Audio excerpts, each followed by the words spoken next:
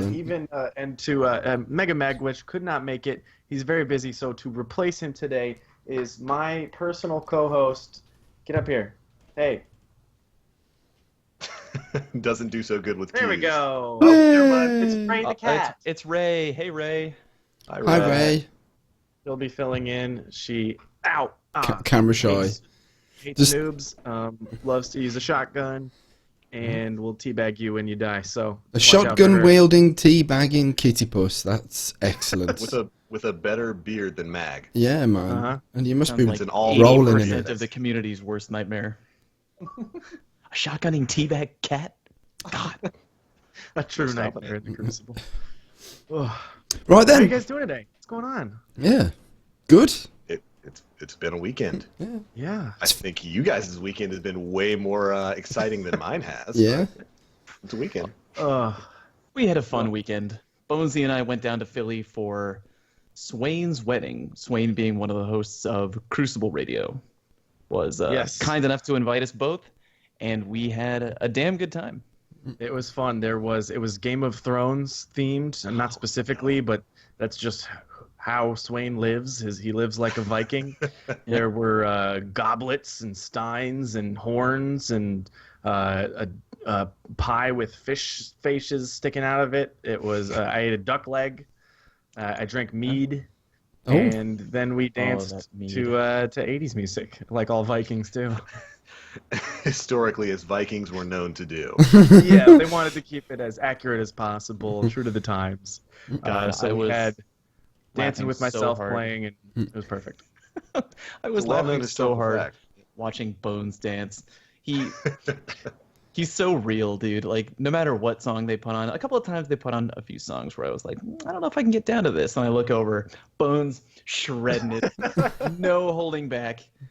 I was loving every minute of it. Fantastic weekend. Unfortunately, something no one, 99.99999% of our viewers will not see me do that. And also those painful noises I just make are my cat clawing into my neck.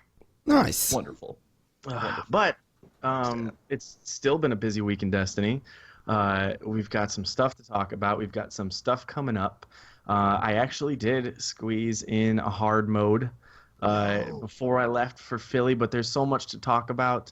And one clan beat everyone before anyone can finish it. But I don't know how to say their name. Who wants to read that for me? Is it the busfarer? Die busfarer? Die Busfahrer. You know, The we're busfarer. gonna- The We're busfarer. going to go with that until someone tells us that it's not right. Yes. German champions German beastly champions. I think is. I think it's the bus drivers in English. So we'll just call them the bus drivers. Hopefully. Did anybody We're gonna be watch way any off. Did anybody watch any of the World First streams? I was too busy playing it. I was too busy streaming it myself. Good. Yeah. Awesome to have. There was a couple of teams who were just neck and neck, like Slayer's group and Tifu's group. They were literally neck and neck, and both of them wound up losing because of some of the craziest things happening. Like I think Tifu's group during the Death Zamboni phase, they kind of got screwed over by the game. They beat the Zamboni phase, but then they were rushing forward and got ahead of it to jump off the cliff and just leave it behind. And I guess Bungie put in like some sort of anti-cheese mechanism for people who get too far away from it. So it killed them before the Zamboni went over the cliff, and they died. And they had to wipe and restart the entire phase. Oh no. Yeah. Bad. I wasn't But, competing for World's First or anything, but something like that did happen that wiped my group on Xbox One. We were, I can't remember where we were. Actually, no, we were fighting Axis, the final phase. And the delivery that we had ordered for dinner, the guy started knocking on the door, and we were like, oh God, what do we do? I was just shouting. I was like, hold on, just wait a second. We were playing 2 minutes more. Knocks on the door. It's like, oh God, I can't leave him out there. So I had to go get the food, and Rip. we wiped. The rare Chinese food takeout raid wipe. Can't believe you would yell at him to wait for your raid. I know. We were I'm so raiding in close. here. And I was like, just let it. I should have told him just to leave the food and go, because we had paid on Grubhub including the tip already. Grubhub. So we should have just told him to leave it and go and have a good night. That tickles me. There is something called Grubhub online. Of course. That's It does amazing. exist. Grubhub is fantastic. Free plug, by the way. Enjoy. Yeah. Not popular. We were talking about Everybody gets one. sponsors. Maybe we Everybody should gets one. give them a call. Sure. I'll get my people on the phone with that. Well, hey, before we dig into hard mode, we're going to talk about the mechanics and the nitty-gritty details and everything that's changed from normal mode. There's a few other things covered in This Week at Bungie. One of the things that is on everyone's mind, and in just 2 days from now, will be the Festival of the Lost, which brings along a lot of cool new stuff. Another one of those moments where I throw money at my screen, like the prophecy foretold. God. There's a few items I'm really, really, really, really, really hoping I'm getting, and hopefully it doesn't cost me too much money. Yeah. Did you see that Festival of the Lost trailer that they put out? I have not Not seen yet. the trailer yet. You have got to watch that trailer, buddy. I know we were out all weekend, but Yeah. I was watching it on the bus ride home. Oh, so awesome. They were showing probably not everything, but they were showing all the new masks, and they were showing new emotes and how the tower looks, and Eris Morn was narrating the trailer, which was really cool, and everything got me so hyped for Festival of the Lost. Yeah, Probably my I favorite line was on from the that is, Instagram. "Candy can't save you now." Candy can't Yeah, save you It now. was something like that, as delivered Or it with was- such potency. It was like candy is a fickle. Yeah. Oh, gosh, I can't remember the exact line. It's gonna drive me crazy. But if you Yeah, haven't seen the it's- trailer, go watch it. It's not very long. It's only like a minute and a half, but they shoved a lot of stuff in there. You get to see a lot of the new masks. We get to see some of the new emotes. You get to see some of the new ghosts and whatnot we've got in there. You've got a ghost. A ghost literally ghost. wearing a ghost outfit. Yeah. That was so Yeah. funny. Yeah. The little good- some ghost good with stuff. the ghost sheet on top of him. Oh, adorable. Yeah. I'm excited. I'm telling you right now, I don't care how much it costs. I am buying the Wolf Howl emote. That's happening. That's happening day one. I think the terrified one where you float up in the air. Oh. I mean, that's like the first emote I think that's done anything really, inhuman or not as supernatural. Sort of leaving the ground. We've had a lot of pretty elaborate ones, but I think that's going to be my new favorite. I guess I already want that. is What? pretty Yeah. crazy. I already want that. What's that all about? Leaving the ground and flying in the air as an emote? Yeah, you got get on on that get on that Instagram game. They're posting them, and yeah, you float around. Your head kind of twitches and rotates a full 360. It's kind of crazy. I'm having that. The money's being thrown at the screen right now. I've got my wallet out. There's nothing in it. There's like a moth. But Just throw the physical wallet. yeah, yeah. Throw myself at the screen. Take me. Have me instead. Yeah, but the Festival of the Lost is not like a content heavy expansion. There's not some new quest. It's or a bit of new fun. campaign. Yeah, it is. It's a good time, and it's sort of just like a weird way that only this game can celebrate just being this game and being in the tower with other people and stuff like that. You don't like have weird celebrate-y stuff in Call of Duty. And last year it really took us by surprise, didn't it? Like we had no idea it was coming. We just signed into the tower, and everyone was like, "What the fuck? Oh my And I do want to god!" make a point of saying I don't think they've officially announced that it's starting this week, but this is the week before Halloween. Yeah. No, they have. Did they actually say it's coming They this did. week? They I thought did. they were I being can't dubious remember where about I. No, I can't remember where I saw it, but they said it was Bungie going to always start. being dubious. Yeah. I was No, gonna say it's if they. this Tuesday for sure. Okay, This cool. Tuesday. I was going to say, because if they hadn't officially announced that it was coming out this week, of course it's coming out this week. This is Yeah. pretty much going to be the last real week that they can run this festival. Yeah. Fallout And- is officially announcing it. It's happening this week. You heard? If You it heard the man. doesn't Waiting for happen, you Fallout to can come confirm. complain to me. Waiting for to confirm. Awesome. But yeah, I love that we're a part of a community where we look forward to things on the calendar together, and we can be surprised by the people who make this game. They just provide us with really fun things, and I'm always going to be appreciative of that.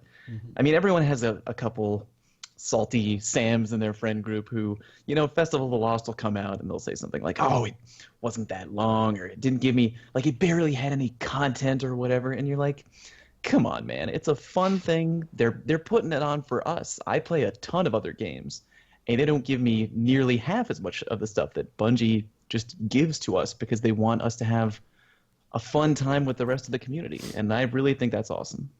I'm happy wearing masks. Give me masks to wear, and I'm a happy man. There you go. Yeah.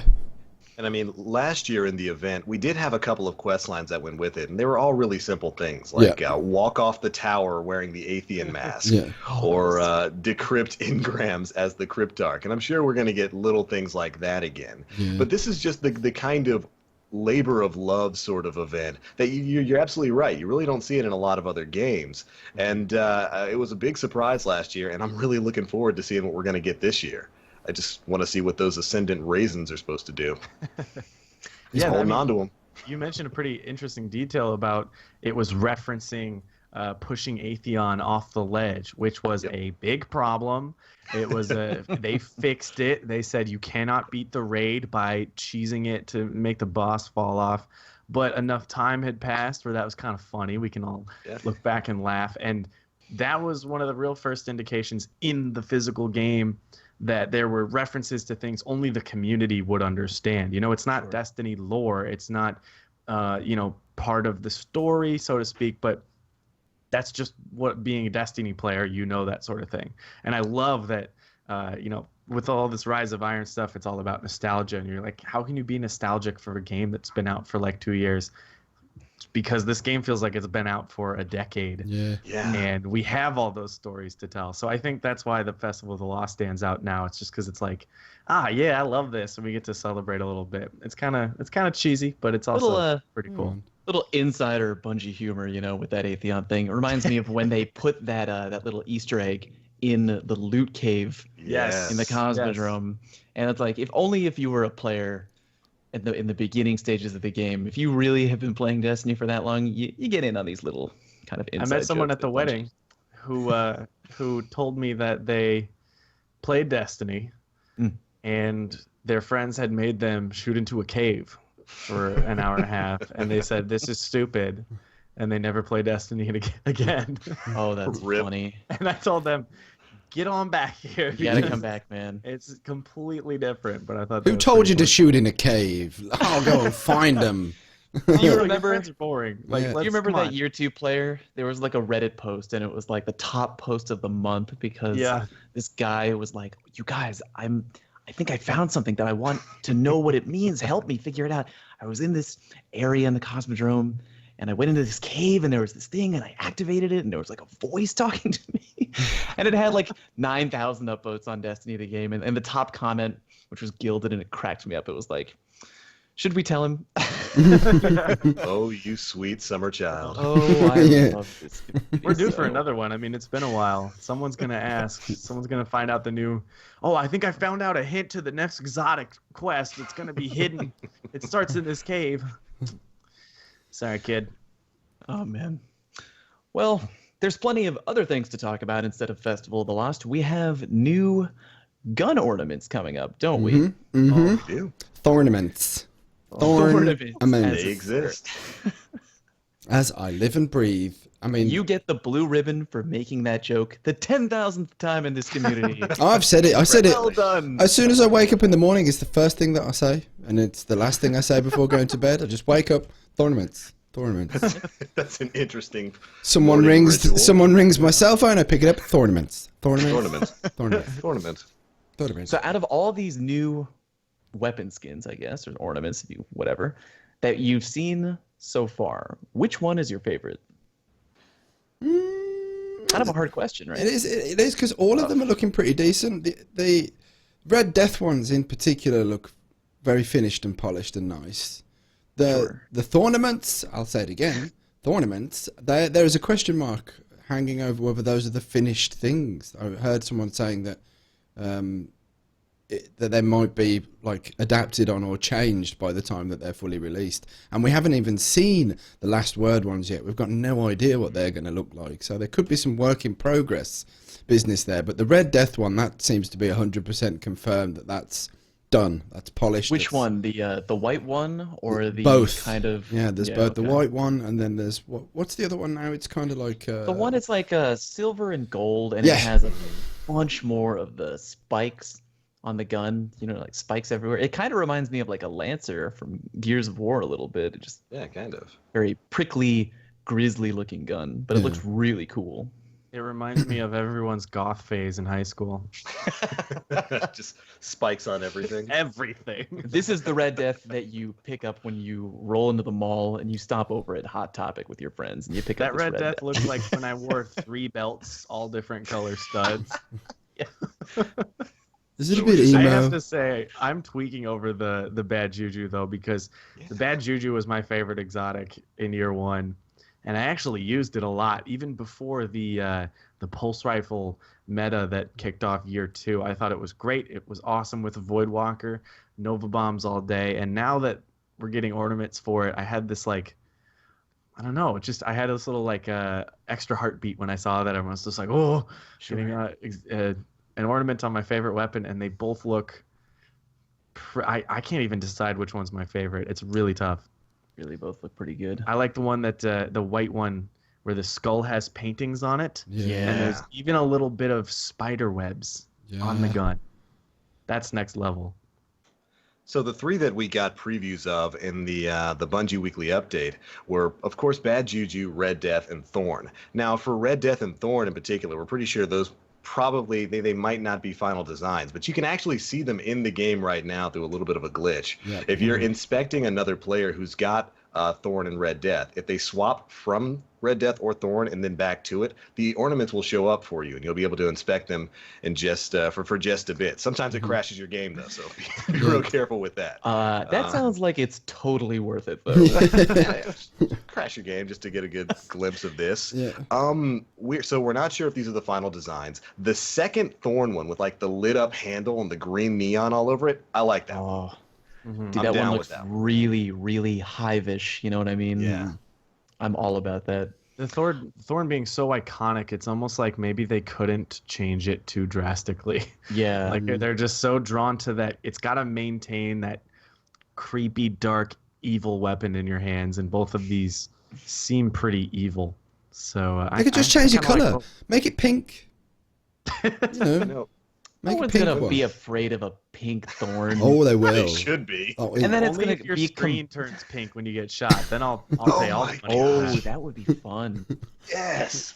Ugh. And you know, when it came to ornaments, a lot of people speculated that when it came to Thorn in particular, if it were to ever get an ornament, they would dress it up like the Rose, which was lore-wise what Thorn originally was. It was a gun called the Rose before it got corrupted. yeah, I mean, that's what I thought we were going to get, like corrupt rose petally kind of things. I don't know. And maybe Would've it's been still cool. coming, you know, like I thought that could have been That would be cool. Yeah, I've always thought that could be an exotic in the future, and I feel like if these ornaments don't sort of take its place, we still have a chance now to see the Rose in its original form, whatever that may be. in a some new sort of hand sequel. cannon. Oh, you know, I was know? just thinking of something like how would the Rose function as a gun? And the first thing that I thought of sounds a little maybe too OP, so we probably shouldn't do that. But like, what would be the opposite of a decaying, poisonous gun that burns enemies over time? What about a gun where you can shoot your teammate and heal them? But again, that would probably be a really strong PvP. Someone's gun. playing Overwatch too much. Yeah. Yeah. Ana, anyone? Wouldn't that Yeah. be cool though? Come I on. think it'd be awesome. The Rose. I think it'll be a melee device that you run around and smash in people's faces in the Crucible. Smell the rose. Smell. Take the The amount hit, of then their people in screen party turns pink. chats who are gonna say, "Wake up and smell the roses." Oh my lord. It's gonna get annoying. I don't know. I think that alone justifies the fact that it needs to happen. Yep. Yeah. Like right this minute. Yeah. You heard us, Bungie. Yeah. Yeah, make it happen. But in addition to those three, of course, we are also going to be getting ornaments for the Last Word and Black Spindle. Bungie let us in on that little note. Are they going to What do be you guys- pink? Oh man, if we get a pink Black Spindle, that'd be great. The pink Why are you spindle. so on the pink train right now, buddy? I don't know. You know, why not? It's good. It's a good color to have. Everyone likes Sure. it. It's popular. I'm on board. The shader that you get in SRL, the pink one, that's probably the most seen shader. That's a very funny. You know. Well, I mean, it's a little different in SRL because you can dress however you want to in SRL, but I mean, when I'm rolling in the Crucible, I'm looking to win. I'm not going to really do a good job blending into the background of my environment with a bright pink shader and a bright pink. Oh, poppycock! Everyone will be like, "Oh, stop! He looks so stylish. Please dispatch me now. Take my life. Have my ghost." Establishes instant dominance. Yes. Oh yeah. Like, I donate lining my up the orb. Headshot, baiting the res. Oh my god, he's beautiful. He's And then pink. then they get picked off. Like, oh, See? distracted by the armor again. I'm sorry, guys. Ugh. The spink pindle. Yeah, that's great. I like that. And of course, it was for Breast Cancer Awareness Month, so you know, pink is a good awareness spreading, facilitating tool, and it's for a Yeah. good cause. It is. Yes, it is. But the last word one, yeah, Busy just said in the chat, really looking forward to see what the last one is, and he's looking forward to spending Dora to getting it. I'm going to be throwing Dollar at the screen. I want to know what they look like. Yeah. I want it all. Whether it's pink or not, I want it for the last word. And I want it all. Yeah, man. It's nice that we're getting, I mean, more and more of these weapon skins we're going to materialize over time just to keep things fresh. I think it was definitely a great addition to keep slowly dripping in bits of content to look forward to when, you know, because there's going to be a content drought at some point. I mean, at the moment, it's kind of hard to feel any content droughts because there's so much to do.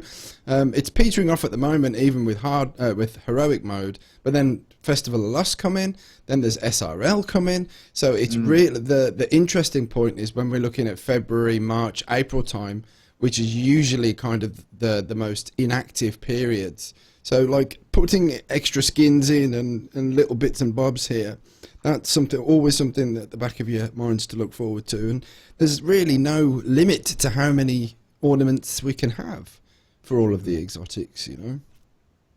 And I am curious if we reach any sort of boiling point with the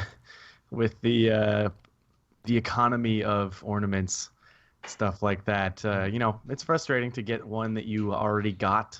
And if you're trying to not spend money, which I can totally respect, and I think that's perfectly fine, and you get the same Truth prototype ornament 3 weeks in a row, and it's been a month of Rise of Iron, and you don't have a new one, I can see why that's a bummer. So it'll be interesting, because if this is the new future, if this is the direction we're going, which is ornaments for all, then it'll be interesting to see if Bungie feels like they should be more accessible, or if they will continue to be just sort of pure aesthetic, which is what they are, nothing more than looks, and that's something you can spend more money on if you want to. Really, though, when you go and I'll be honest, I've spent $40 so far on buying Radiant Treasures, and I stopped.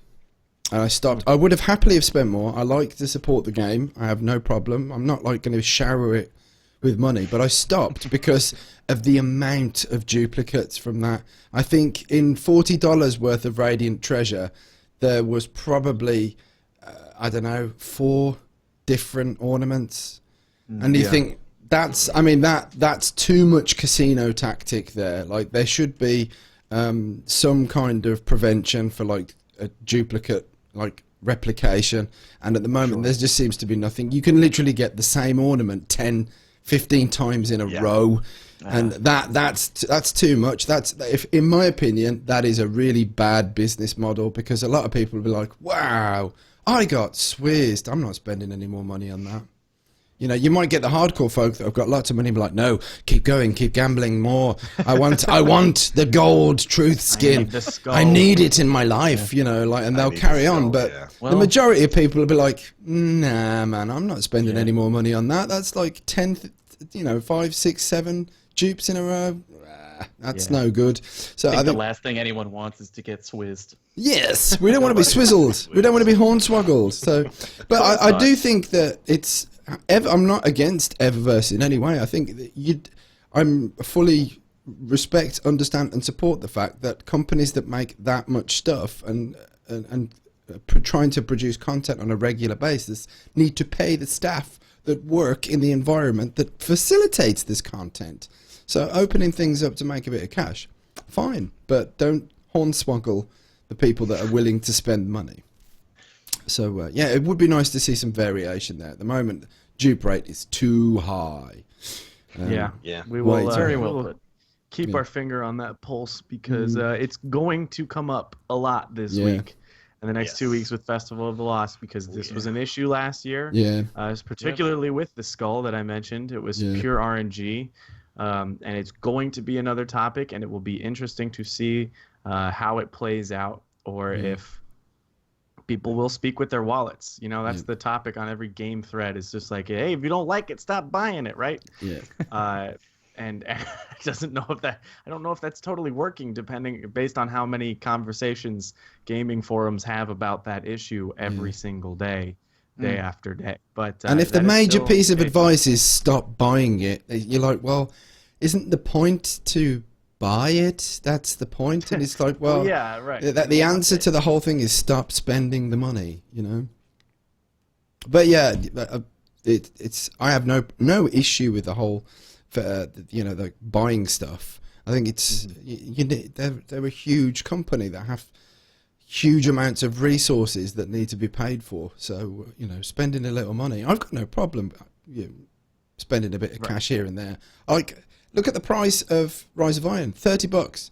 How do you? Does anyone out there think that they haven't had their money's worth with that so far? Absolutely. I mean, we're doing it for a living, or we're doing it full time, or at least on a part-time thing. But like, seriously, $30. That was that's a bargain, you know. I can spend more than that a night out getting dinner and drinks. I mean, unfortunately, I live in LA, so that's not like true for everyone. But I mean, I am so fine with that price point on the expansion. I thought that was wonderful, and I think it felt clearly lighter than the Taken King once we all finished it up. Of course, we are hardcore Destiny players. We understand that we are all the 1%, and a lot of the people listening are also that way. But yeah, it was just like, okay, yeah, sure, maybe a little light. And then the raid comes out, and I'm like, okay, worth every penny. I've played that raid more than I've played King's Fall, I think, already. So that price point was absolutely perfect for me, and I would happily do it again. Yeah, man. Yeah, this certain topic is always kind of a minefield whenever you discuss it, especially when you're a content creator for a game, because naturally we would want to say, yeah, it's worth the money. But honestly, $30 for this expansion, it's been well worth it for me. I don't know how many tens of hours I've already sunk into it, and I have absolutely gotten my money's worth out of it. And we are the 1%, so we do recognize that our experience with the game is definitely different than the average players or the people who. Well, here's my boat as well. Like, with every expansion, I've always had a gripe on how long it's taken me to acquire gear, because I think I'm a firm believer that the longer you play, the more your loot pool is narrowed down, to try and like give you something to keep going for. There's always like the carrot is always dangling in front of your face with Destiny, so they've always tried to do that. So they do starve the content out for heavy users, and I've noticed this throughout all of the DLCs. Like in particular, the Dark Below was like really focused on this whole kind of carrot on a stick kind of thing. I had no raid armor for weeks and weeks and weeks, and it just got really repetitive. With Rise of Iron, for someone who gets really bad luck with the whole drop rates and stuff, for me, I've been showered in stuff, and I think it's great. Like all the key stuff, like Matadors, like the weapons that you're really going through, and I still get like very intense gear loops with Crucible packages. Like I don't think I hardly ever get anything decent from a Crucible package. But like in terms of playing Iron Banner and playing the raid, there has been this huge variation of loot. So I'm like, wow, okay, I have loads of different gear for once, And that's like, I like it like that.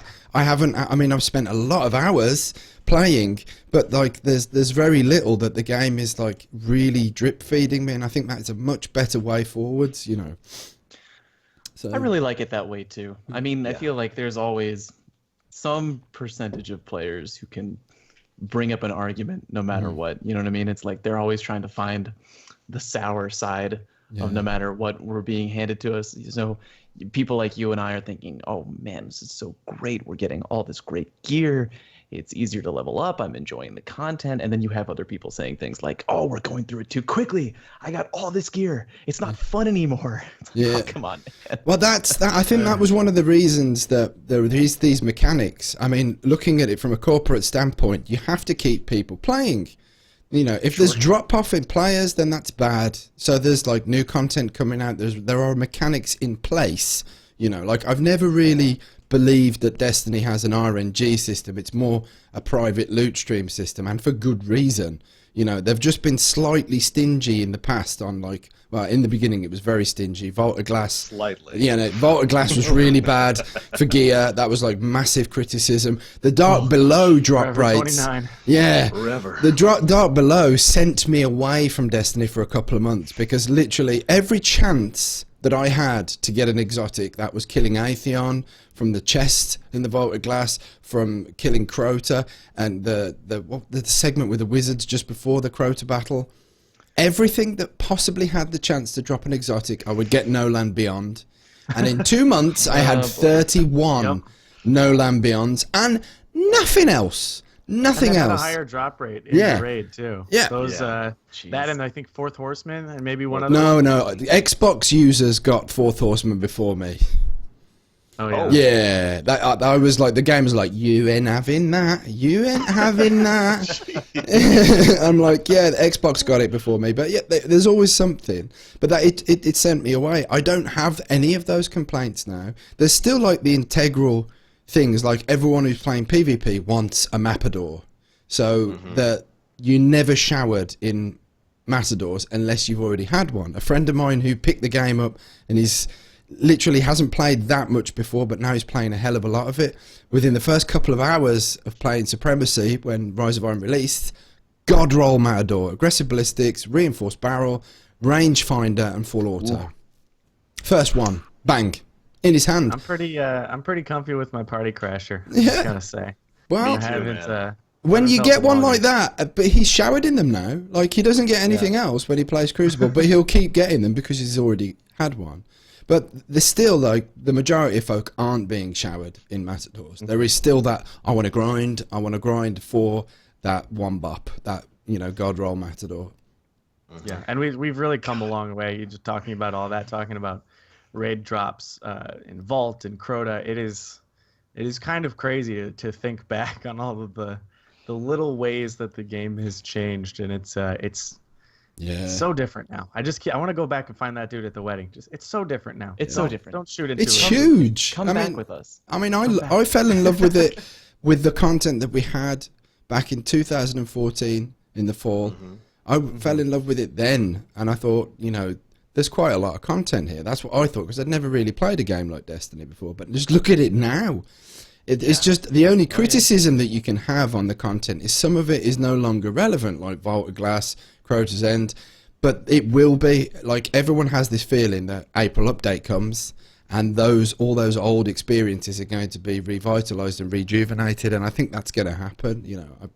They've already given little hints that it's going to happen. So the Destiny world, that what we have with all of the base game and the expansions, is massive at the moment. It is so big. Can I just say something? I don't mean to do this. If I don't say something, it's just going to keep rattling around in my brain for the rest of the night. I don't consider a full auto Matador to be a god roll. Well, but I just backtracked for 10 minutes and added nothing to the conversation. Rangefinder, aggressive ballistics, a range booster. That's god roll enough. Let's make it a conversation here. We got time. Sure. Let's talk about the definition of a god roll and how that phrase is sort of what we say for all of our guns now, which says something about how maybe it's a little easier to acquire a PvP-worthy role on a gun, which is a good thing. It's good to like more roles and have more options, but I wouldn't say gun easier. roll is used for more than what the perfect gun is, right? Yeah. Let me just say that someone did bring up a good point to me maybe a week or so ago. They say, you know, when I'm looking for a gun, sometimes I'm looking for a specific perk for me because it's a perk that I enjoy using. And if that's what you want to have on your gun and you consider it a god roll, quote unquote, for you, then that's fine. I understand that there are more than one way. There's more than one way to enjoy a top level weapon in PvP or PvE or whatever. I mean, there's separate categories where you can have a god roll PvE gun, but it might not do very well in Crucible. But for me, for the Matador, I know there was a point in time where a lot of people were really very hype about the minor change to full auto, because for those of you listening who might not know, if you have full auto on a shotgun, what it will do is it will increase the spread of your pellets every time you shoot the gun. And that's not really unless you really like a perk like full auto. I mean, the top level PvP players don't prefer that because what you want is a nice, tight pellet spread. Think about shot package from year one before they took that away. Yeah. Because the goal is, if you have a max range shotgun and it doesn't have full auto, then you are really able to lock down those really awesome one-hit kills from good range. And in my opinion, the God Roll Matador is aggressive ballistics for that extra impact, which no other gun can match. You have a range boosting perk like Rifled Barrel or Reinforced Barrel because you need to hit that 32 range cap. And Rangefinder, which can take you just a teeny bit 10% over the range cap when you're aiming down sight, which if you're using a shotgun like Matador, you're probably going to be aiming down the sight when you're trying to kill people in PvP anyway. Yeah. So why not have a perk that helps you when you do that? And the last perk is kind of up for grabs. Danger close, up close and personal. What's the other one? Performance bonus. Performance bonus. Performance bonus. Yeah. Underdog as well is another good one, I think. Sure. Performance bonus stands out to me because when I switch from any sniper to my go-to party crasher, I notice myself being able to stay in the game with more ammo. And sniper rifles, I am running out. I'm looking for the green box. I'm spending time away from conflict just to make sure I don't get too far from one. With my party crasher, I never have to worry about it, especially in trials when you've got plenty of time to plan it out. I'll end a game of trials with like 16 rounds for my party crasher, and I'll end a game with a sniper, and I'm just like, oh, thank God I had that last bullet. So more ammo, the better, I think. Sure. That's my little personal plug for party performance bonus. It's your little spiel there. What about final round? What were the thoughts on having final round in the Matador? On a shotgun? I've never used a shotgun with final round, so I have no idea if I'd like it or not. I have. I mean, I've used all kinds of. Here's a little quick promotion for the Planet Destiny channel. Go dive through the videos from the past 2 months or so. I did a video for PD on the state of the shotgun, and I talked about all kinds of fun stuff. I love shotguns. I know that makes me a very hated person by a lot of the by a lot of the saltier friends in my friends list in the Crucible. Sorry about that. I do shotgun. But Jesus, what was I talking? Final round. Okay, so talking about being a tryhard jerk. Being a tryhard, dirty warlock. But it didn't really come into play a whole lot because normally you're focusing more on other things. You're focusing on map control, on callouts, on spawn pushes and rotating with your teammates. You're focusing on everything but like, oh boy, I'm gonna get the last shot at this Matador. Don't get me wrong. If you happen to have one bullet left in the Matador and you have final round, sure, and you're feeling frisky, give them the business. You know what I mean? Because the extra impact that it gives you can extend your one-hit kill range by a noticeable amount. Yeah. Not too crazy, but like just enough that you're like, oh, that was a final round kill, like for sure. What I'll say about final round my thoughts on all perks when I'm deciding what gun works for me, whatever the good bones roll is. I like perks that are going to make a difference in my game frequently. So if you compare final round to performance bonus, I'm probably going to see the effect of performance bonus more than I would final round when shotgunning. Yeah. Just like outlaw on any primary. We all love outlaw because it happens constantly. Yeah. And it's awesome to see it. I think that's what makes it such a strong perk. It doesn't kill anyone faster for you, but it comes up so often and it makes your experience a little better, and you just love that fast reload. So I prefer performance bonus because of how often it shows up. It's nice when they show up. Like Mulligan actually works now, and you wouldn't use Mulligan back in the day because it just didn't happen often. Well, I usually get awful luck with like basic rolls on anything. Like for example, rifle barrel on hand cannons it's beyond rare for me. Like it's always, if it's going to have a range boost on it, it will have reinforced barrel if I'm lucky. But most of the time, it's like feather mag and explosive rounds and things like that. So rifle barrel is a perk that I'm just not allowed to have. And usually with shotguns, because I've started using them quite a lot over the last like few months, aggressive ballistics is something that I never usually get. So when I see, like I got 2 days ago, I got a Matador with aggressive ballistics, cascade, rifle barrel, and final round. I'm like, oh my god, that's god roll. Because for me, that's god roll. That's as close as I'm gonna get to a god roll Matador. So I will use that term god roll for me. So like, so you'll take it, guys. Yeah, I will take that. You know, that's from absolutely. Like here's a Lord High Fixer that I got. This is typical. Triple tap, reinforced barrel, luck in the chamber. That's the first luck in the chamber hand cannon, legendary, that I've ever had in 3 years of playing Destiny.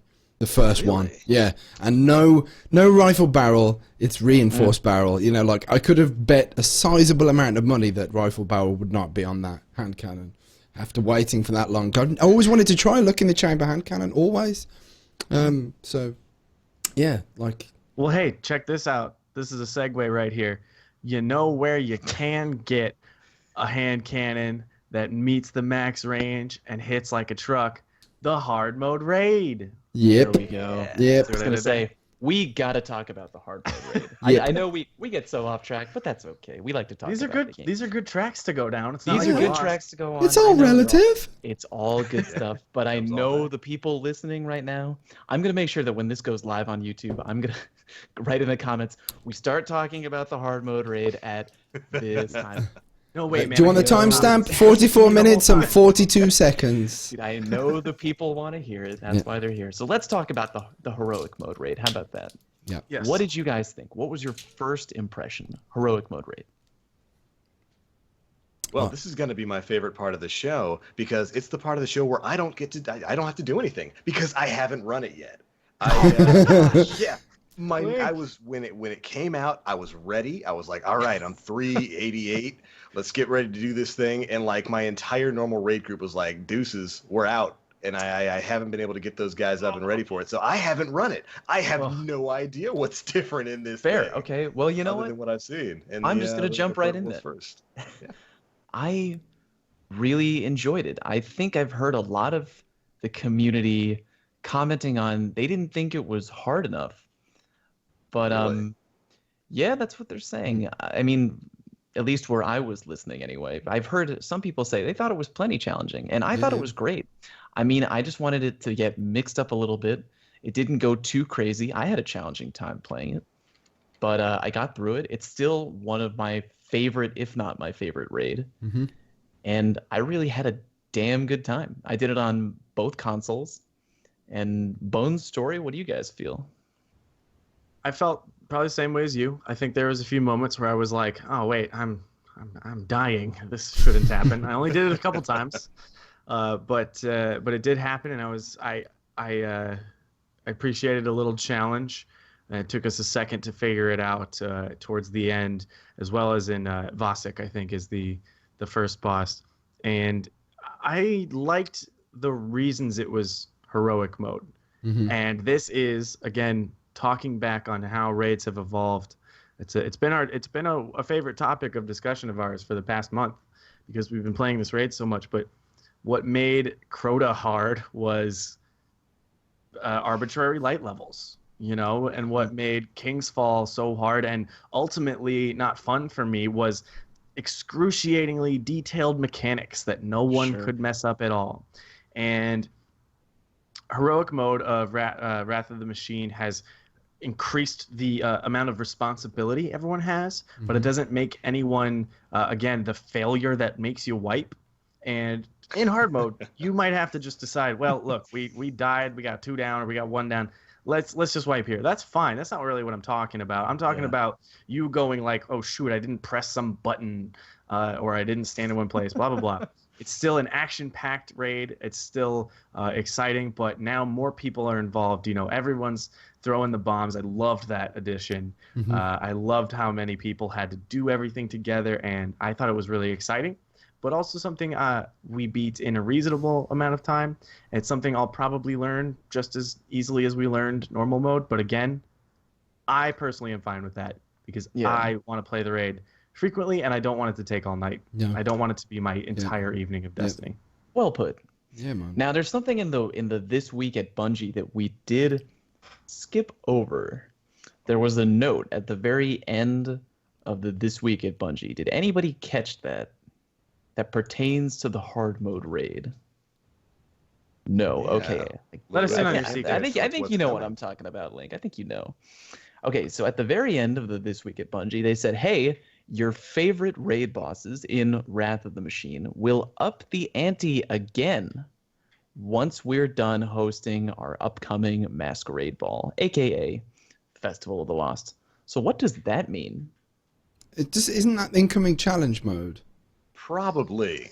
Because challenge mode, we don't have any kind of inkling on when challenge modes are going to come. All we know is going to the emblem kiosk. There are 2 raid emblems that have no clues as to how they're obtained. So they can only pertain to challenge mode, and there's 2 of them. So, I'm sitting here wondering what they're going to be. Yeah. Seaver charges, definitely. I think one of them's got to be related to something about the whole fire team all doing something related with Seaver charges. Maybe you've got to slam dunk them through your legs whilst the person is using a fist bump emote or something like that. Everybody will probably have to be empowered at some point in time. That's true. Cycle empowerment. Yeah. Definitely. Using the like platforms in the back during the Axis fight. Probably something like that. Yeah, activating the super, activating platform, the red, diamond. Could have something to do with that. I had a few ideas regarding the cannons. I wonder if you have to either use them for specific reasons or maybe switch. Don't do all your damage with the cannons. Maybe the 3 cannon holders have to switch the elemental cannons. Like you can't use. You have to rotate the cannon use. Maybe. It's sort of similar to Golgoroth, which was everyone has to hold the whatever. The gaze. So it wasn't necessarily like you just sort of found a way for everyone to do it at the end of a turn, which is sort of silly. But I could see them going with that, where it's another instance where you can't just do one thing and do the easy part over here. We've learned our lesson in raids of you can't just let the person carry the chalice. You got to learn how to do that. Yeah. So I think it's probably going to encourage everyone taking on every role rather than, hey, I'm pretty good on the left side and I'll throw the charge, but otherwise don't make me do anything. Yeah. I've just scanned across a comment in this pump train Fallout. As long as you have ag balls, that's what I just saw at the corner of my eye. As long as you have ag balls, and I'm like, dude, I've got ag balls. You got cream for that? My balls are so ag. You don't even understand. Oh, I just glanced at it. Ag balls. As long as you have ag balls, you're golden. And I'm like, I don't know about being golden. I need some cream for that. You got something, some deep heat or something, A gold tone for you. Anyway, yes. Sorry, took that off at a tangent. Hard mode. I mean, I had to stream hard mode for PD. I was really unprepared for it, and it opened at midnight for me.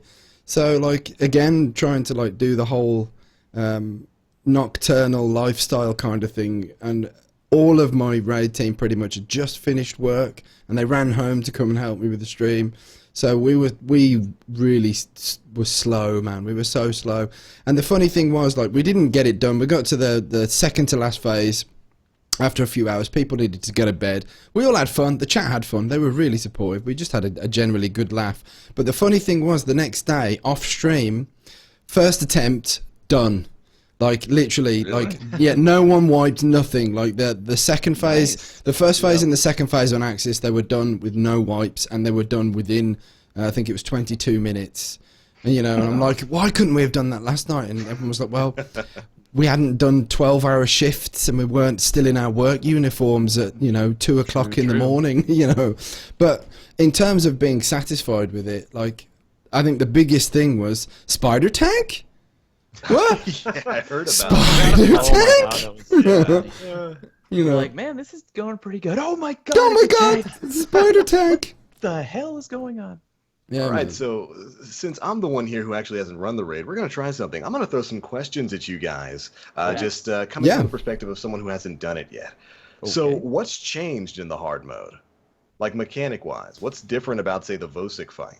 Okay, well, normally in normal mode you have 3 charges that drop, three lots of charges that drop. Well, now there's 6, so everyone, the whole fire team, has to pick up a charge, and they all have to be thrown roughly at the same time. If they're too staggered, you don't do enough damage, or you don't take enough of his shields down, and that can elongate the process. And there is a hell of a lot of damage coming in from all the ads this time. So there's more ads. They seem much more aggressive, much more ferocious, and you're taking a lot more damage. So grabbing those 6 charges and all throwing them at Vosic in a good, decent, tight time frame is the pinpoint of the fight. And the other point was that you have the screens, obviously, that need shooting. We had tremendous success with assigning 3 of our fire team to shoot the screen and 3 to deal with the ads. So if you're on the left side looking after the left-hand side, only one person shoots the screen, and the other person will make sure that you're not getting creamed by ads. And that was a tremendously helpful strategy for the Vosic fight. You also I was had gonna the safety rooms on the side. Yeah. Normally those are just wide open for you to run in, but they actually had doors that were closed to slide height. Indiana So, Jones getting to the gaps. safety room. I gotta say, out of It all was the awesome. changes to the raid, I thought that was the funniest one. The fact that those doors had like the random like wall coming down, you had to slide right in, because when I first saw them, I was like, what a dumb thing to add. Like, that's ever gonna make a difference in running in there. Fast forward to like 15 minutes later. We're all trying to run in there, and it looks like some sketch from the goddamn Three Stooges or something like that. And we're all clunking our heads as we're trying to slide under the door to get in. Like, no, I was supposed to go in on the right. You're supposed to go in on the left. Just stay away from me, man. Let me slide in, and you come in behind me. I used Yolder's artifact exclusively, so luckily I could slide and then also not get stuck up in my sprint lock trying to squeeze in there. no. Oh God, That's got to get be me in the there. worst thing in the world. Losing your sprint after that. Yeah, man. Oh, it's funny. So throwing all 6 of the charges at the same time, like that means you're going to be exposed to ads like crazy, because waves of ads spawn when the SIVA charges come down. Yeah, And if you're in the middle, you have to be very conscious of the ads that drop from the center, because that charge. So, advice to anyone who's covering the middle: go to the left or the right, go from a different angle. And another tip: this is a bit kind of ropey, but like, the charge is hitting him, because sometimes he'll sidestep, or you'll throw it and it will sail straight past him and it doesn't count. Being slightly closer to Vosic when you throw those charges seems to wield a lot more success, but it also increases the risk, quite substantially.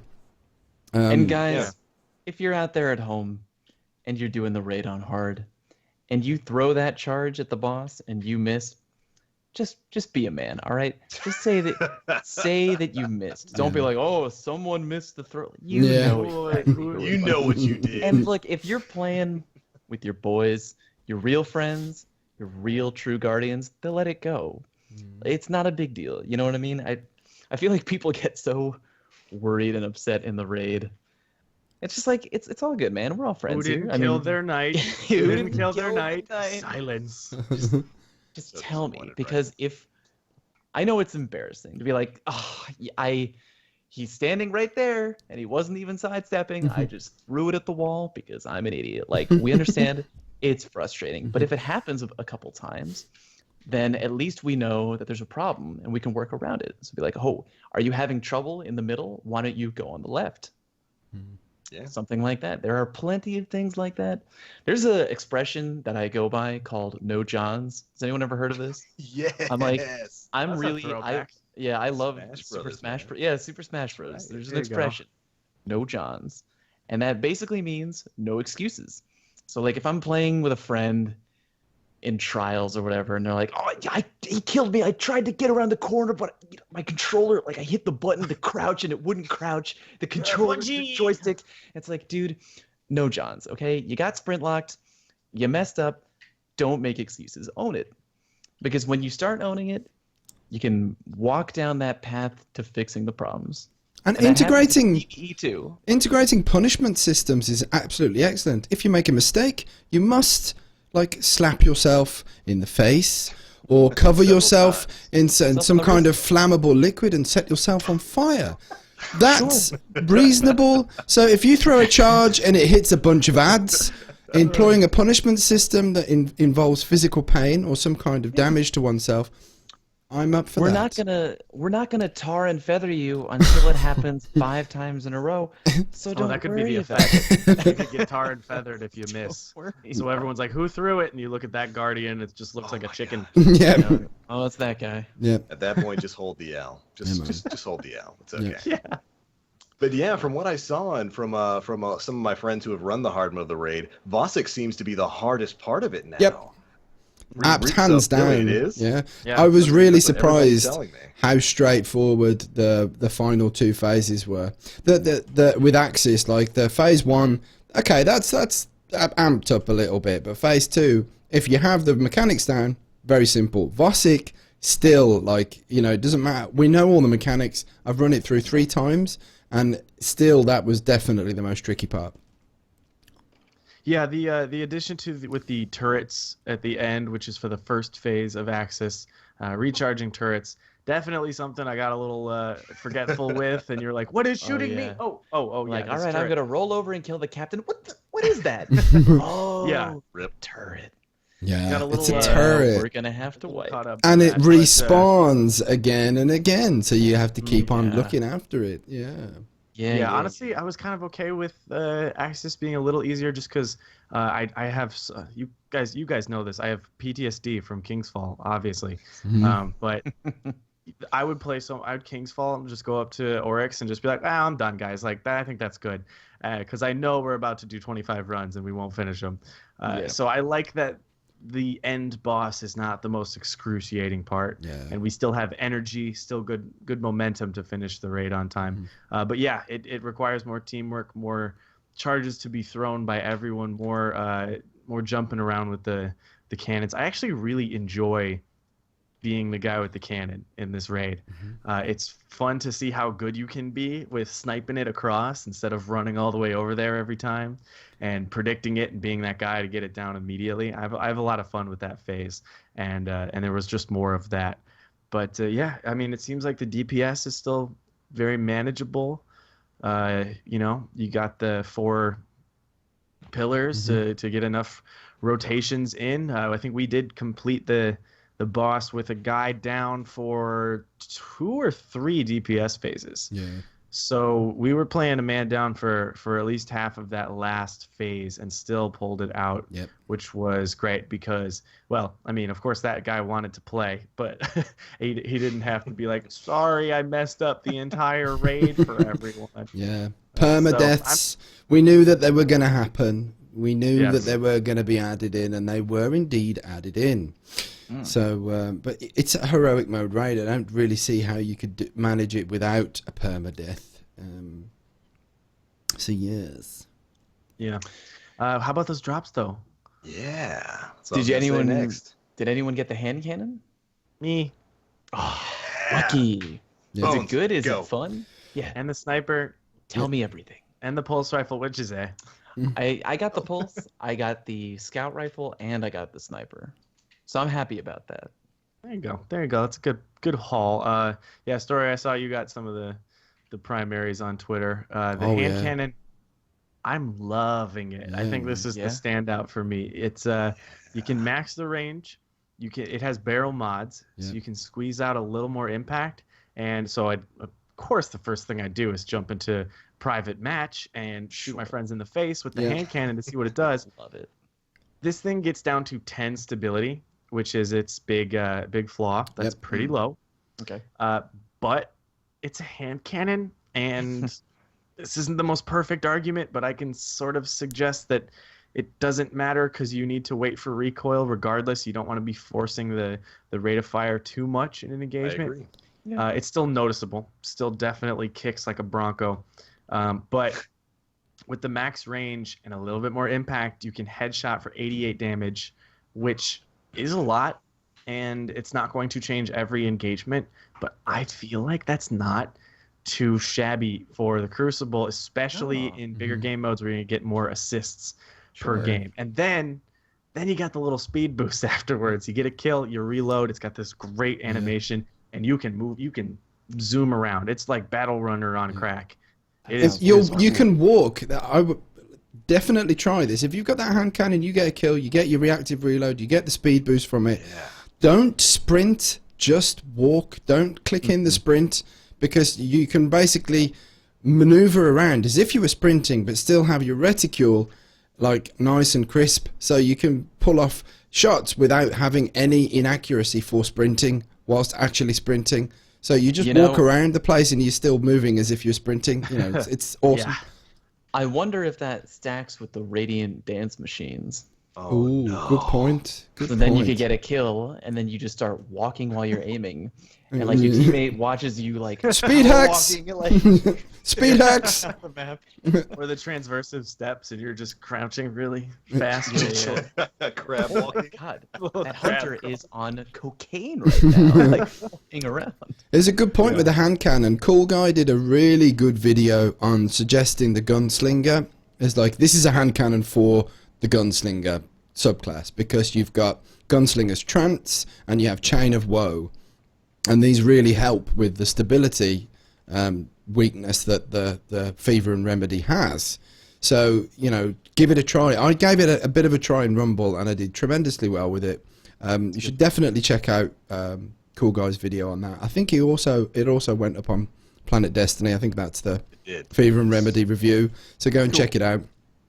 Really good video, tremendously insightful, and definitely something to try. How about that? Very interesting gun. Yeah, man, and it looks great as well. Everyone, I know these raid weapons have had huge amounts of criticism. Oh, they're just reskinned gunsmith guns. Well, they are before you upgrade them. That's the point of Siva. Yeah, when you upgrade them though, they look loads different, and the sight on the Fever and Remedy is amazing. I really like it. I wish more hand cannon sights had that kind of very linear, horizontal kind of line to them. So it just feels really comfortable to use. And of course, you've got all the red, glowing, you know, prosthetics and business. I'm really pleased with that. And it's black and red. Come on, a black and red weapon. Come on, people. Yeah. We've been asking for a good Judith D for a long time now. Lore-wise, this is a modified Siva Judith D. Yeah, man. There you go. Yeah. Props to the Judith. Point to note though, it does have the rate of fire of an Ias Luna or Devil You Know. So that's not the old slow Judith D or Ill Will archetype, which that's really what makes it pretty viable in PvP as well. But it's an all around very solid hand cannon. But Story, what do you think about this pulse? I don't know, like weird. I played a round of trials the other night for a PD stream with Just Jason. And you all know who Just Jason is, tremendously skilled player, and he was using the raid pulse exclusively, and he went off with this thing. Really? Yeah, like literally went off with it. Like he did tremendously well. 3v1 clutches, the whole thing, man. I mean, you give him a potato and he can 3v1 clutch. But I watched some of his footage back, and he was really using it the way that it should be used. So I think it does have a place in PvP, but where it really truly shines is a PvE weapon for sure.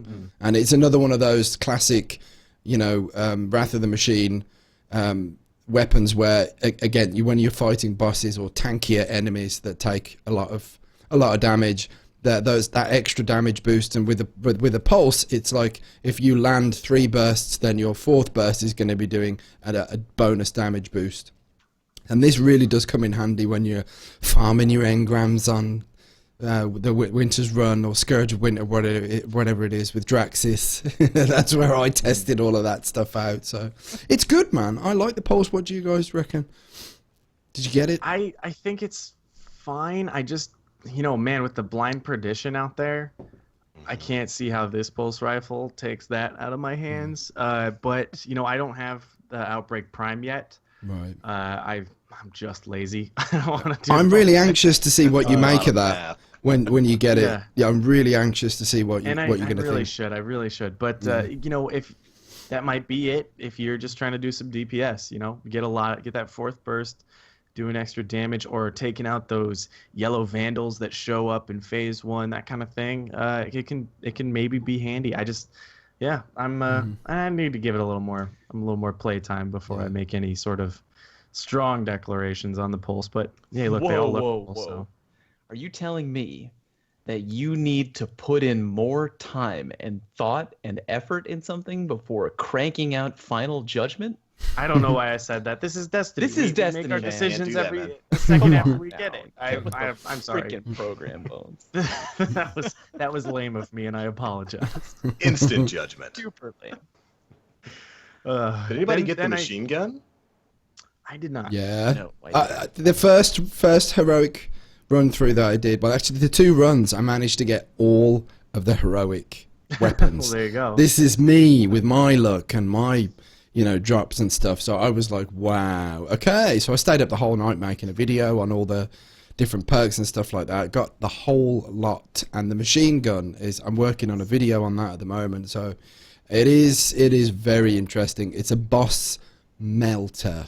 I think that's where its prime shining, you know, personality is right there. It's a boss melting device. I don't mean to change gears, but has anyone seen that video of the guy who soloed Axis? Yeah. Yeah, what's up with that? I leave What for a a week player. and suddenly people are Yeah, I was just goofing around on my phone on the way back from this wedding this weekend, and I just hopped on YouTube, and it was like solo Axis, and I was like, yep, Okay. I'm watching that right now. Yep. I love that there are people in the community who, like, I know the whole thing with Destiny is like, oh yeah, become legend and all that stuff like that, but there truly are like legends in the community. And if you haven't seen this fellow's name, I have it written down here. I'm probably going to pronounce it wrong, but I think it's Scaredro. Scardro. Okay, there you go. Now, Scaredro would make more sense, wouldn't it? Because it sounds like Scarecrow. Okay, whatever. But it doesn't matter. This dude went into the Axis fight. I don't know if it was heroic or normal. If it was heroic, I'm going to be blown away even more. But he did the whole thing by himself. Yeah.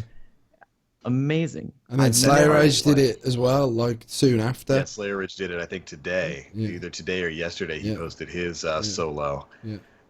Watching that guy solo Axis, the amount of things he had to plan for and pull off, way too much micromanaging for me. Yeah. Like, he had to time his super so he could self-res after wipe attacks. Like, bravo. These guys are legends. And I just love how he was it looked like he was trying to keep, like, you know, you go to like a circus and there's the guy who has these spinning plates up on the sticks and he's like spinning one and he doesn't want any of them to fall over. He's just doing that over and over. Yeah. This guy had like 15 plates that he was keeping up, and like it looked like he was on speed or something like that. Like he's in between damage cycle. He's trying to get any possible hit in that he can. And here's my mental image of like him doing that, like in his own dwellings. Like, he's not sitting in a living room with his controller in front of a television. He's in one of those trailers in a remote countryside that's had blacked out windows, and if you were to penetrate and go inside, you'd literally see wires and servers and screens all over the place, and then this kind of half-desiccated human body fused to a PlayStation. You know, and you can only hear telepathic voices. It's like, come in, Axis, yeah. come in. He's It, like, plugged directly into the Matrix. exactly. He's like at one with the machines. He's the ghost in the machine. He's Seaver himself. But You know. But he killed the captains. He first killed the captain with his big fire sword of death. God, I love that sword, the raised light or whatever it is. And killed the captain, got the cannon, killed the other captains with that cannon. He brings all the cannons to the front middle, and then he takes out each servitor one at a time, and then he quickly jumps off the map and self-revives as a warlock, because, you know, when you put down the cannon, you have that cooldown where you can't pick up the Siva charge right away. So he kills himself, instantly revives, and it's totally gone. And then he starts chucking the charges, going full ham on poor Axis. If Axis didn't feel like a chump after the first people beat the heroic raid mode in like an hour or whatever it was, he feels like 12 hours. he feels like a massive chump right You just got one man, fam. 1v1 me. Yeah. 1v1 me in the perfection complex, bro. Yeah. I don't know, guys. I'll be impressed when someone does it backwards with a Rock Band controller. Get on it, Dado. On a drum machine. Here's my solo Axis video, which I did on a Dance Revolution dance pad. I used a hacked version of the new Nintendo console, the Switch, and played it on a handheld console at the park using 2 little half controllers. Beat that. Topical. Topical. Excellent. It's on that thing. We'll see. Yeah. Oh, yeah. I'm dreaming, but Dream big, my friend. Dream big. I'm pulling for you, Nintendo fans. All All right. right. Hey, Anything guys. else about the raid? I don't know. I think it's pretty good. Link, if you still haven't done it by Tuesday, and I know these things are coinciding with Fest of the Lost, but maybe if the timing is right, we could stream heroic mode on Tuesday about the same time that it was about the same time that Iron Banner comes out and things like that. So if you want in on that, we can stream it on PD. I can get the team together and we can get you in. Very much yes. Okay. So I'll take that. We'll be in touch. Yeah, man, we'll be in touch about that for Tuesday, because that was the plan. Stream more heroic mode, maybe 1 or 2 runs, maybe just the one, and we'll see, because it all depends on how much action Fest of the Lost is going to be taking up and stuff. I keep banging my mic. Sorry. It's probably going to be a lot of stuff going on with Festival this week. Yeah, though. but Tuesday is the raid night thing, so I think we'll have to squeeze it in at some point. So I'll be in touch with you on that one. Why does everybody, this is nothing to do with anything, but like, why is Tuesday like, oh, it's the reset. We got to get the raid done right away. We got to do it right now. Because I want all the gear. Everyone is literally like, have time, my friend. Monday night is like Christmas Eve for everyone. It's like, I want the gloves. And if anyone is in the same situation as me at the moment, raid armor again is like the most cherished thing. Like, it's not, I haven't got full sets. I think I got a full set of normal gear last week for the first time, and I got the shader, the loud shader. So I want some nice new raid gear, you know. I am totally going to throw my good friend Pyro under the bus right now. He's a friend of mine. We've been gaming together for years and years and years. Love this kid to death. And we were talking about how we wanted to raid, you know, around the weekend time or whatever. And I come home from work on Tuesday, and he's doing the raid without me. And he's been doing it for several hours with people from, I don't know, whatever, some LFG. And he's getting super frustrated. And then he finally invites me in because I'm home, and we just complete it immediately. And I'm like, will you just goddamn wait for me to come home? Like, the reset doesn't begin and end on Tuesday, buddy. Like, you can take a chill pill, all right? I want to help you. We want to play together. Just relax. We have all week. But people just get so hyper. They just want to do it immediately on Tuesday. Tuesday is raid day, and that'll apparently never change. Gotta get my Radiant Treasure box, dude. I still don't have Black Ops Mida. Don't tell me how to play. Don't you tell me. It's my reset day. You can't take my gains away. Oh, man.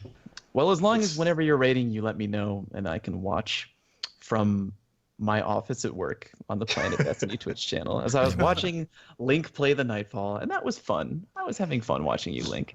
Yeah, this is a bit more personal now. Thanks for the tip, man. You made that Nightfall a lot more tolerable because we were getting demolished. Yeah. It was The Shield Brothers this Bros, week. yeah. Solar burn. And grounded, so if you try to jump over John Cena's head, it's just you're done. Yeah. And Fallout, after like our 4th or 5th wipe, Fallout comes in like, you can just kind of stand next to the wall and neither Charizard nor Blastoise will be able to touch you, right? Yep. We're like, what do you mean?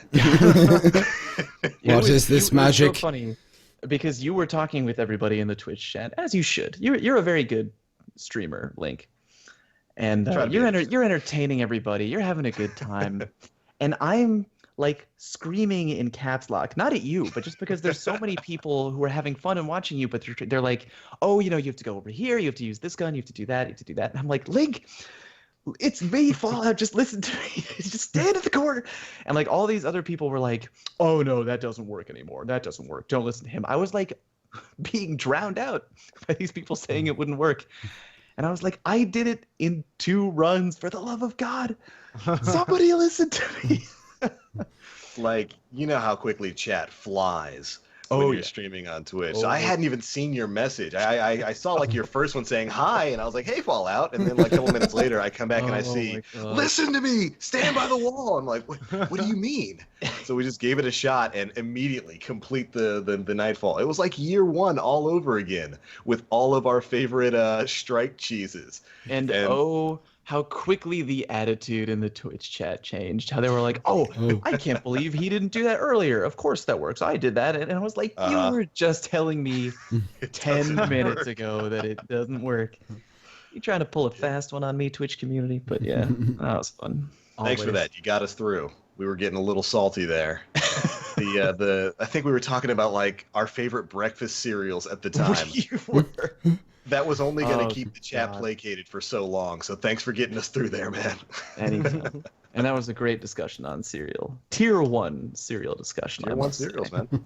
Apparently there are some people who don't like Captain Crunch, and I don't know if we can be friends.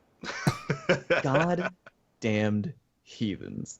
Heresy. Literal heresy. For those that don't know what Captain Crunch tastes like, what's it? We don't have that over here. Okay, so, here's what you... Okay, close your eyes for a minute. On stream, close your eyes. There you go. Okay, so I want you to picture a 50% mixture of a corn-based cereal, and then the other 50% is pure happiness. And then maybe if you get like the cereal with the berries in there, you get a little sprinkle of some berry taste. So a little corn, a little berry, a little sugar, and then pleasure. And then occasionally you cut there's no cinnamon out, but that's okay. Occasionally. There is no cinnamon. No cinnamon. Okay, but they do have it. They have a peanut butter flavor though. That's for me. That's for me. The shiz night. Oh wow. But enough of this tier 1 cereal discussion. I don't like Captain Crunch. How? What? Damn it. I don't like Captain Crunch. I don't like it. I'm gonna try and push my emotions deep down into the dark below. See what I did there? And we're going to move on to questions. How about that? Someone's just put in the chat, Raisin Bran for the win. That's too healthy, goddammit. Call me an old man, Raisin Bran. Oh, it's great. Raisin Bran Crunch. Give me some life. Give me some. They literally. Oh, life is good too. Do you know what I have for breakfast every day?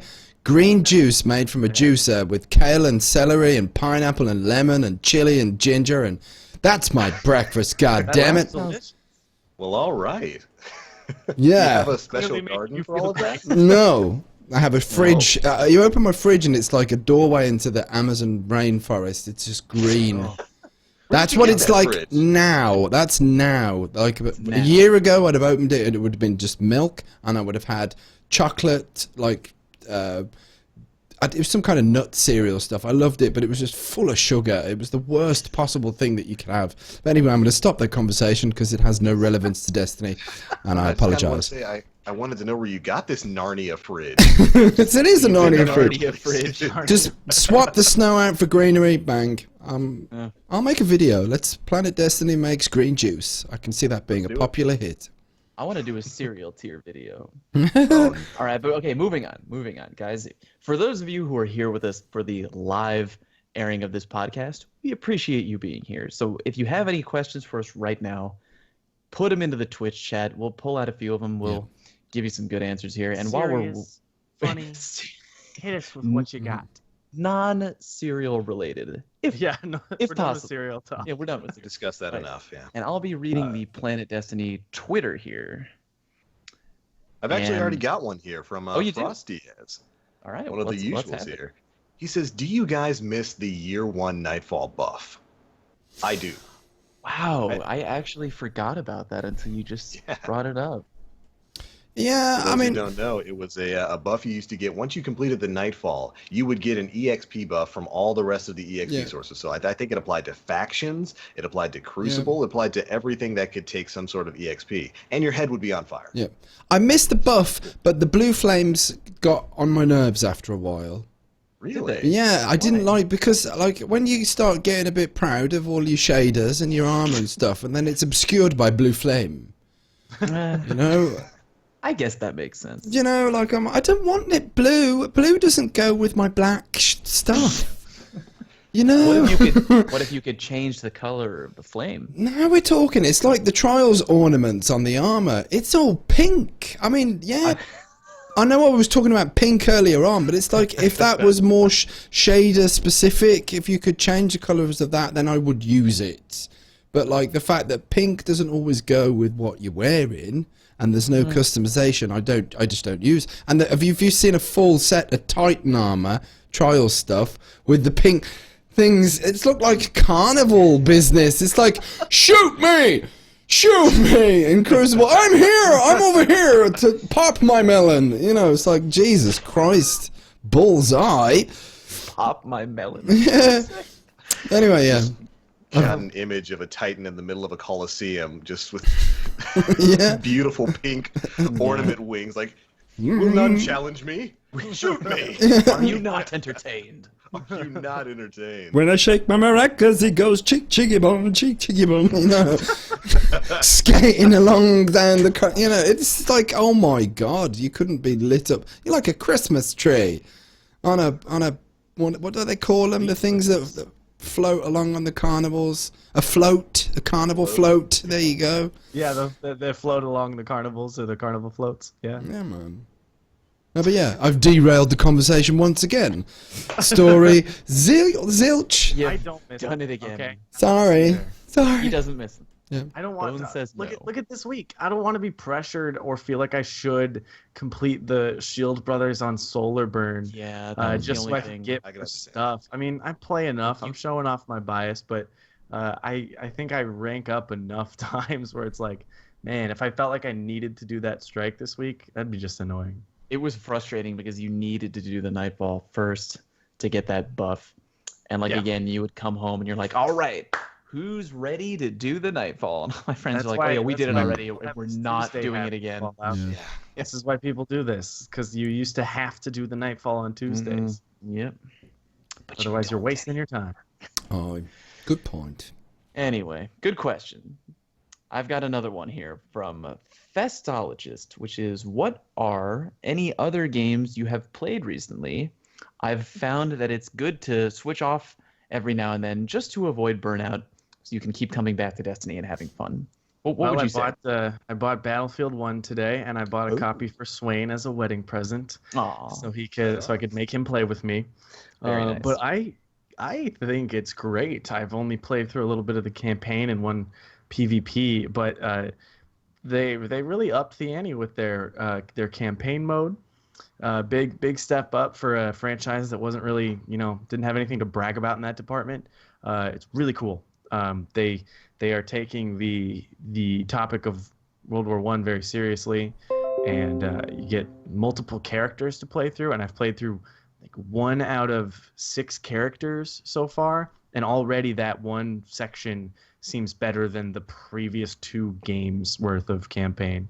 So it's pretty cool. I'm having fun. It's going to be a big distraction this week and for a few more weeks. I It's think. great to see Battlefield Maker come back after the Absolutely. mess of Battlefield 4. So I haven't got it yet. I am planning on getting it when I'm a bit less, focused. Swamp-cumbered? Yeah, swamped. Yeah. Encumbered is the good way of putting it. But it I does love look that you super. I love that you referenced the mess of Battlefield 4 and don't even mention Hardline. Oh, well, I've had to literally Nobody take that remembers away that from my game. mind. Yeah, like Hardline. I mean, what was Never Hardline happened. again? It It never happened, honestly. Never happened. Yeah. Oh yeah, and then we got Skyrim coming up. Oh my life, where did it go? Oh, that'll be fun. I'm really looking This forward week. to Yeah. Pokemon Sun and Moon. Oh, did you play the demo? No, Yes. I didn't. But Oh my! Play it. It's good. I I am am- super psyched for this. Yeah.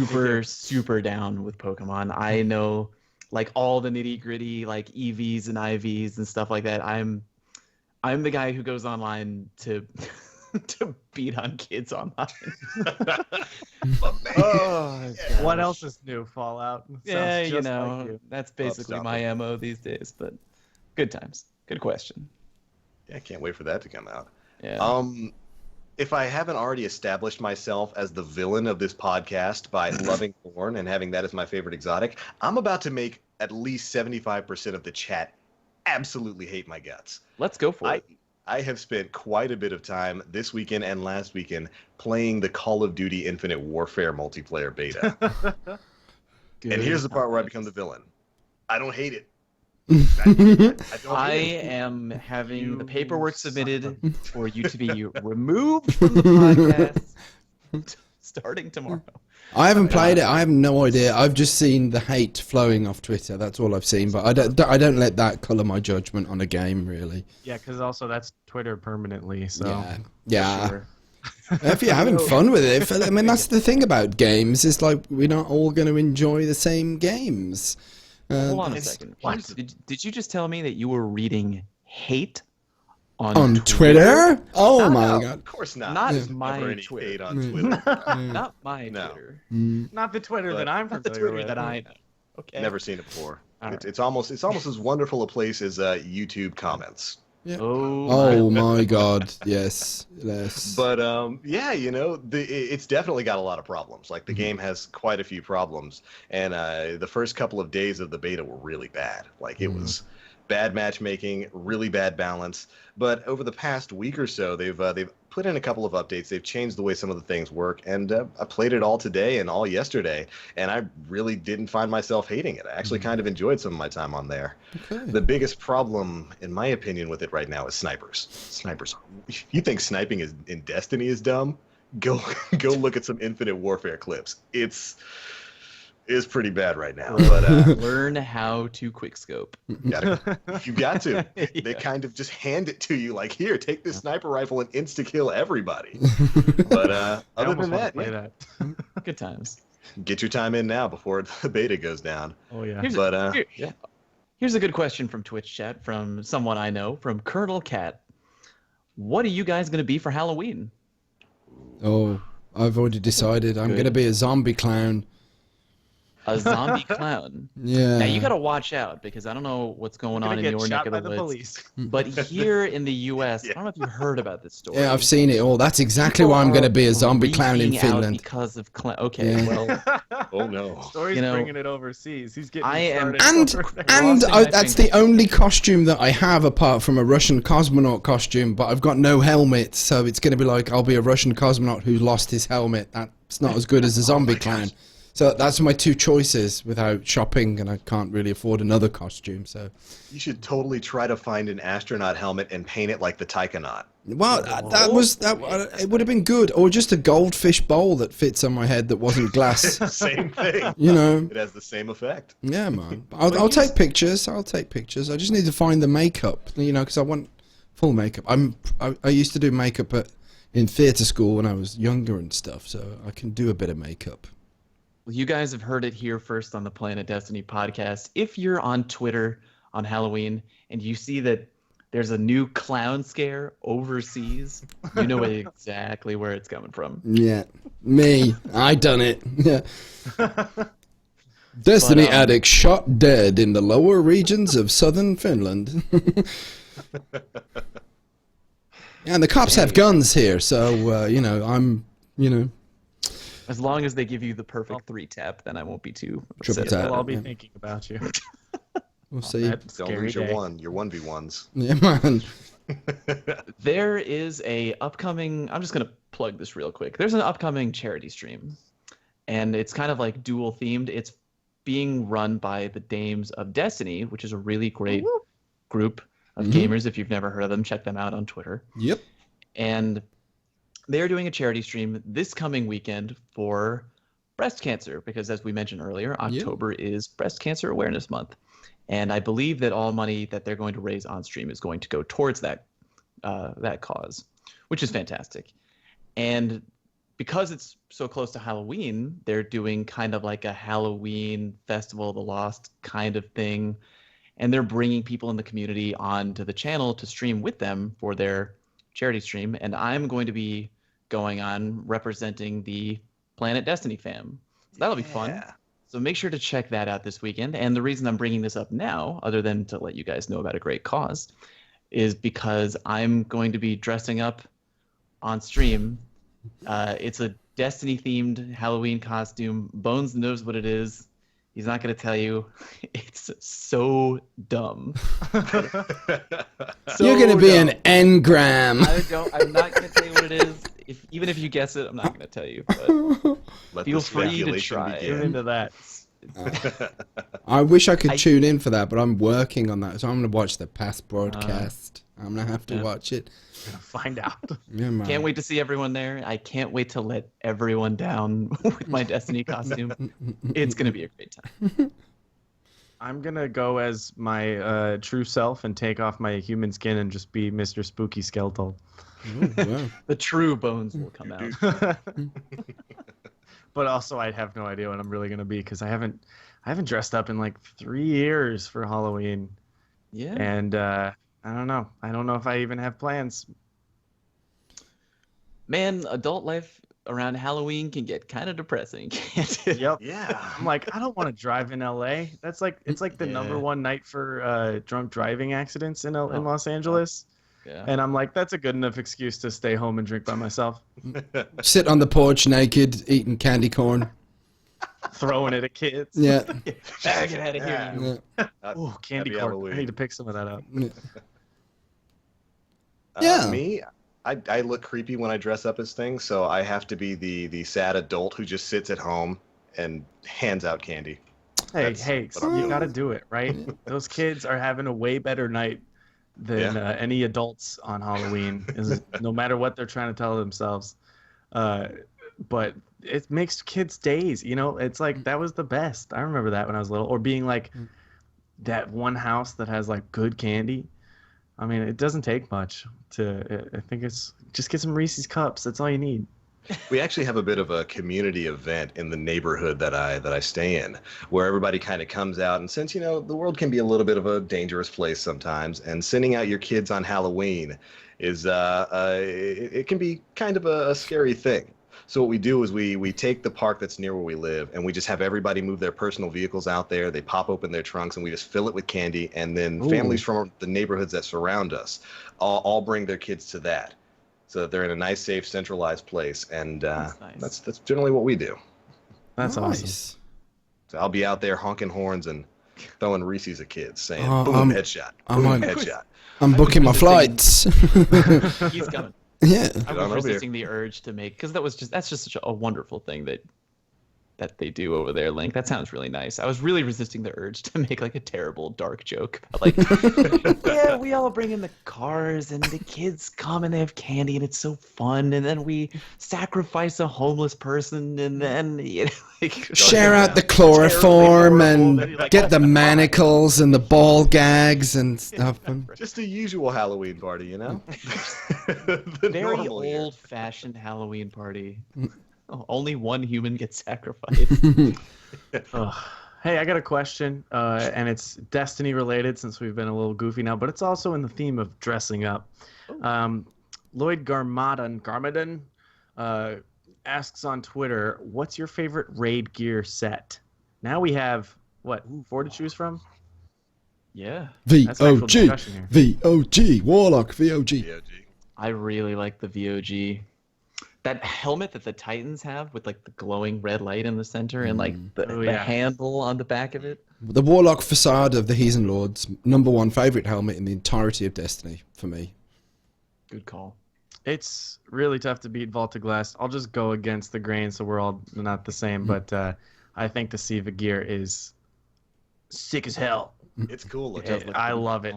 I freak out when I get it. Like, that doesn't happen anymore to me, getting drops where I'm just like, I was in the hard mode raid, like, I got the chest, and I was like tweaking out. I love it. I look like a I'm gonna get that Red Death, the new one with the studs, and I will be Edgelord Supreme from Hot Topic, gunning people down in the Crucible. Edgelord Bones.